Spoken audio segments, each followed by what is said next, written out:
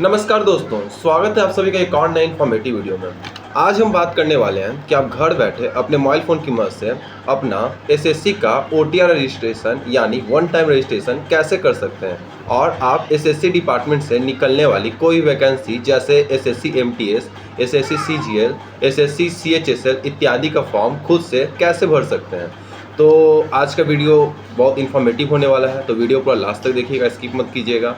और हाँ, अगर आप हमारे चैनल पर नए हमारा वीडियो पहली बार देख रहे हैं तो चैनल सब्सक्राइब जरूर कीजिएगा और जानकारी अगर आप सभी को अच्छी लगे तो वीडियो को लाइक, कमेंट और शेयर भी जरूर कीजिएगा। तो एसएससी का कोई फॉर्म स्टार्टिंग से भरने के लिए सबसे पहले आ जाना है आपको प्ले स्टोर पर। प्ले स्टोर पे आ जाने के बाद आपको सर्च करना माई एसएससी आप सर्च कीजिएगा तो आपको माई एसएससी का आपका ऑफिशियल ऐप आपको यहाँ देखने को मिलेगा, जिसको आपको सिंपली इंस्टॉल कर लेना है। जब इसे इंस्टॉल कर लीजिएगा, डाउनलोड कर लीजिएगा तो आपका ये डाउनलोड हो जाएगा। तब आपको इसको सिंपली ओपन करना है। जब आप इसको ओपन कर लीजिएगा तो आप देखिएगा आपको इस तरह का आपको पेज देखने को मिलेगा। तो ऊपर आप जाइएगा तो आपको लॉगिन और रजिस्टर का आपको बटन देखने को मिलेगा, जिस पर फिर आगे क्लिक कर प्रोसीड कीजिएगा। यहाँ पे आपको लॉगिन आईडी तो नहीं है तो रजिस्टर नाउ के बटन पर जाइएगा आगे, तो आप यहाँ फिर कंटिन्यू बटन पर क्लिक कीजिएगा तो आपके सामने एसएससी का रजिस्ट्रेशन फॉर्म खुल जाएगा, जिसमें आपको आधार कार्ड, नाम, date of birth, gender, father name, mother name, matric कौन से बोर्ड से किए, रोल नंबर कौन सी ईयर में पास किए हैं, highest level of qualification, mobile number, email ID, ये सब आपसे पूछे जाएंगे, जो कि आपको कैसे कैसे फिलअप करना है वो आपको हम एक एक स्टेप आगे हम आपको बताएंगे। फिर आपको एक एक करके सारी डिटेल्स अपना अच्छे से फिल करना है। तो सबसे पहले आपको 1 नंबर पे अपना आधार नंबर डालना है। फिर नीचे वाले ऑप्शन में अपना आधार नंबर दोबारा डालकर वेरीफाई करना है, ठीक है। फिर नीचे आइएगा तो आप देखिएगा आपसे फिर सेंड ओटीपी का बटन दिखेगा, जो कि सेंड ओटीपी बटन पर क्लिक करके अपना ओटीपी मंगा लेना है, क्योंकि आपको मैसेज में ओटीपी आ जाएगा। तो फिर ओटीपी अपना डाल लीजिएगा, इंटर ओटीपी वाले कॉलम में डाल देने के बाद फिर वैलिडेट ओटीपी के बटन पर क्लिक कीजिएगा। क्लिक कर दीजिएगा तो आपका ओटीपी वेरीफाइड हो जाएगा। ओटीपी वेरीफाइड होगा तो उसका एक आपको नोटिफिकेशन देखने को मिलेगा, ठीक है। Your Aadhaar is successfully link with OTR. फिर ओके बटन पर क्लिक कर फिर आगे बढ़िएगा। जैसे ही आगे बढ़िएगा तो फिर आपसे आपका नाम पूछा जाएगा। फिर वेरीफाई कैंडिडेट नेम में अपना नाम दोबारा डाल लीजिएगा। डालने के बाद फिर आपसे नीचे पूछा जाएगा have you ever change name, क्या आप अपना नाम कभी चेंज किए हैं? किए हैं तो हाँ कीजिएगा, ऐसे नहीं किए हैं तो नहीं में नो बटन पे क्लिक कर फिर आगे बढ़िएगा, ठीक है। नो बटन पर क्लिक करके आगे बढ़िएगा तो फिर नीचे आइएगा तो फिर आपसे जेंडर पूछा जाएगा। तो जो भी आपका जेंडर है, मेल फीमेल, वो अपना चूज कर लीजिएगा, ठीक है। फिर नीचे आपसे डेट ऑफ बर्थ आपका पूछा जाएगा, तो अपना डेट ऑफ बर्थ अच्छे से डाल लेना है, जो भी आपका डेट ऑफ बर्थ है। फिर वेरीफाइड डेट ऑफ बर्थ में अपना डेट ऑफ बर्थ दोबारा डाल लेना है, ठीक है। फिर आगे बढ़ना है। आगे बढ़िएगा तो फिर आपसे आपका फादर नेम पूछा जाएगा, तो जो आपका फादर नेम है वो फादर नेम अपना डाल लेना है। तो उसमें ध्यान देना है, उसमें mister, Shri, late, DR, professor, ये सब सरनेम यूज नहीं करना, ये सब का आप ध्यान दीजिएगा, ठीक है। फिर आगे बढ़िएगा तो आपसे आपका माँ का नाम पूछा जाएगा, तो अपना माँ का नाम डालकर उसको फिर दोबारा लिखकर फिर आगे बढ़िएगा। फिर आपसे पूछा जाएगा कि आप मैट्रिक कौन से बोर्ड से किए हैं, यानी आप मैट्रिक कौन से बोर्ड से किए वो आपसे यहाँ पूछा जाएगा। तो आप सीबीएसई, बिहार बोर्ड, जो भी बोर्ड से आप किए वो अपना बोर्ड चूज कर लीजिएगा। तो हम सीबीएसई बोर्ड से किए तो हम सीबीएसई बोर्ड चूज कर आगे बढ़ेंगे, ठीक है। फिर आपसे नीचे आपका रोल नंबर पूछा जाएगा, तो अपना रोल नंबर जो आपका मार्कशीट या सर्टिफिकेट जो आपका है वो अपना रोल नंबर अच्छे से 10th का डाल लीजिएगा। डाल लेने के बाद आपसे आपका ईयर ऑफ पासिंग पूछा जाएगा, जो आपका पासिंग ईयर है, तो जो भी आपका पासिंग ईयर वो अच्छे से डाल लीजिएगा। फिर आपसे नीचे पूछा जाएगा कि आपका हाईएस्ट लेवल ऑफ क्वालिफिकेशन क्या है, आप कहाँ तक हाईएस्ट पढ़े हुए हैं। तो जहाँ तक आप पढ़े हुए हैं, हायर सेकेंडरी इंटर पास है तो इंटर डाल लीजिएगा, ग्रेजुएट पास है तो ग्रेजुएट डाल लीजिएगा, आप जो भी है। तो हम डिप्लोमा पास और डिप्लोमा डालकर आगे बढ़ेंगे।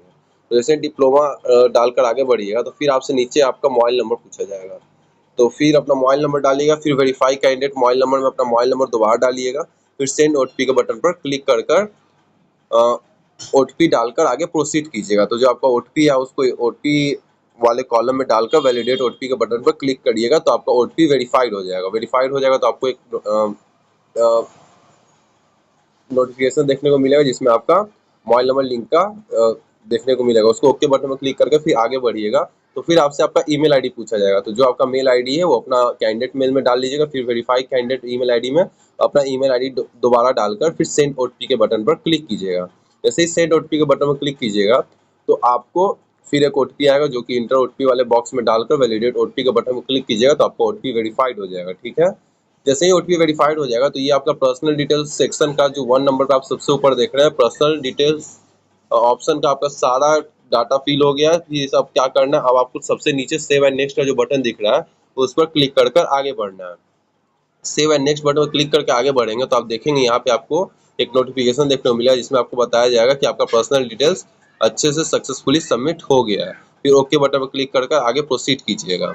आगे प्रोसीड कीजिएगा तो आप देखिएगा आपका जो रजिस्ट्रेशन नंबर है, एसएससी का रजिस्ट्रेशन नंबर है, वो आपको देखने को यहाँ मिल जाएगा, जिसको आपको स्क्रीनशॉट लेकर रख लेना है। ठीक है, आपको मैसेज में भी आपका जो रजिस्ट्रेशन नंबर है एसएससी का वो आपको देखने को मिल जाएगा, जो आपका पासवर्ड है वो भी आपको यहाँ देखने को मिल जाएगा। तो इसको अच्छे से सेफ से रखना है, नहीं होगा तो एक पेपर पे नोट करके भी आप रख सकते हैं। ठीक है, फिर अभी आप पासवर्ड क्रिएशन का एक ऑप्शन आपको देखने मिलेगा, पासवर्ड क्रिएशन का।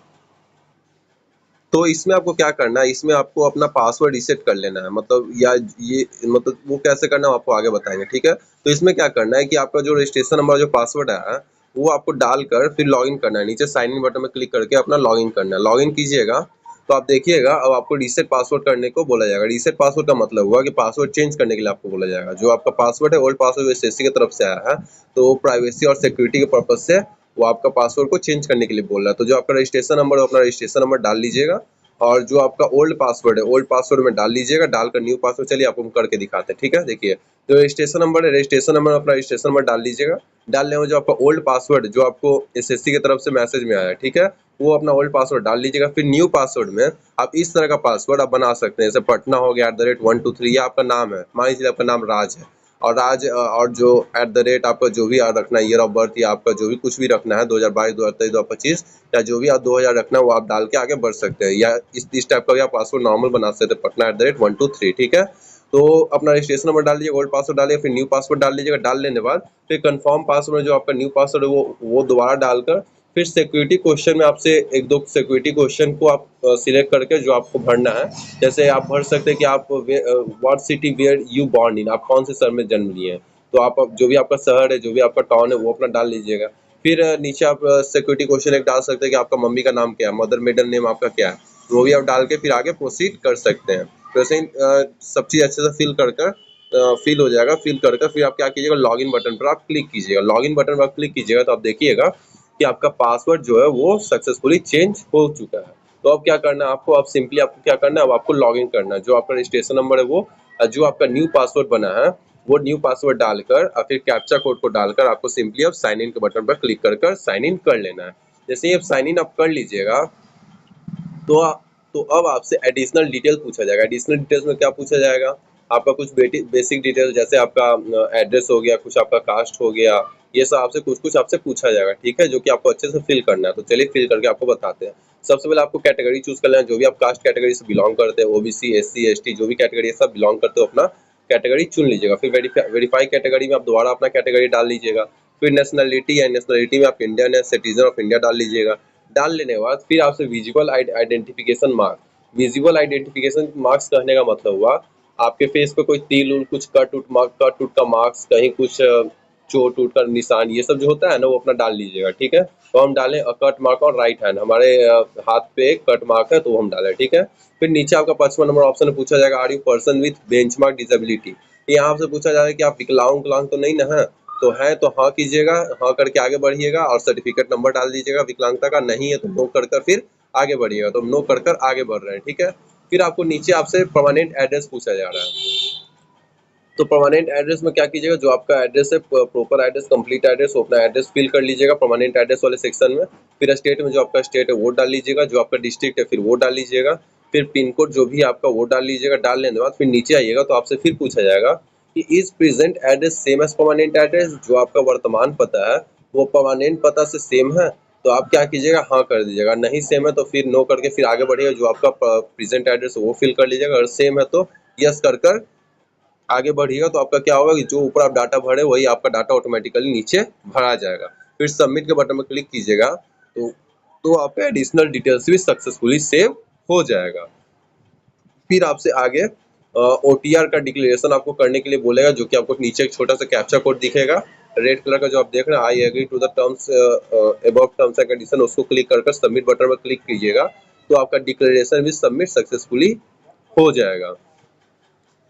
तो फाइनली आप देखिएगा कि आपका सब कुछ अच्छे से फिलअप हो गया है। आपका एसएससी का जो रजिस्ट्रेशन था वो आपका सक्सेसफुली कंप्लीट हो गया है अब आप आगे कोई भी फॉर्म भरने के लिए प्रोसीड कर सकते हैं। अब आगे आप कोई भी एसएससी का फॉर्म यहाँ से आप भर सकते हैं। तो आगे का कोई भी आप फॉर्म जैसे एसएससी एमटीएस, एसएससी सीजीएल या एसएससी सीएचएसएल, आगे का आप कोई भी फॉर्म कैसे भरेंगे वो आपको हम नेक्स्ट वीडियो में प्रॉपर स्टेप बाय स्टेप बताएंगे।